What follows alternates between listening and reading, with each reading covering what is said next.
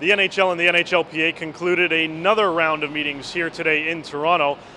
And while there seems to be some progress in a few areas, there's still a lot to be done if we're going to see NHL action in October. We met today for a good portion of the morning, both in full committee meetings, and I had a couple of private discussions in a small group with Gary to continue what we started the other day.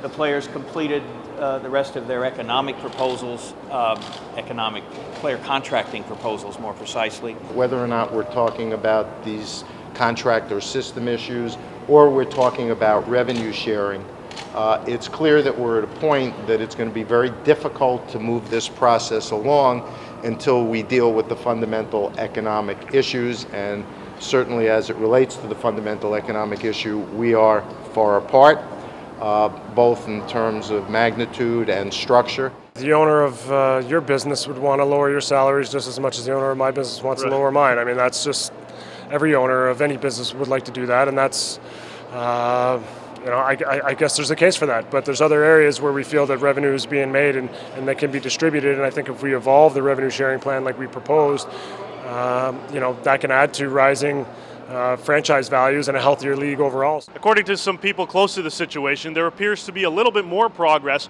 on some of the non-core economic terms of the collective bargaining agreement. But of course, with revenue sharing and player contracts being the number one topic for these two sides, there's still a lot to be done. We are focused on making a deal. We're focused on trying to make a deal as quickly as possible.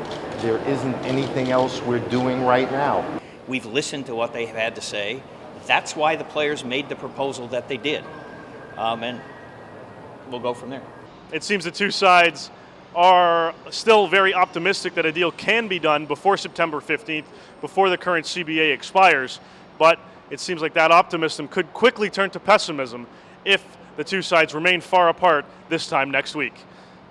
I'm Dave Pagnotta here in Toronto for the fourth period.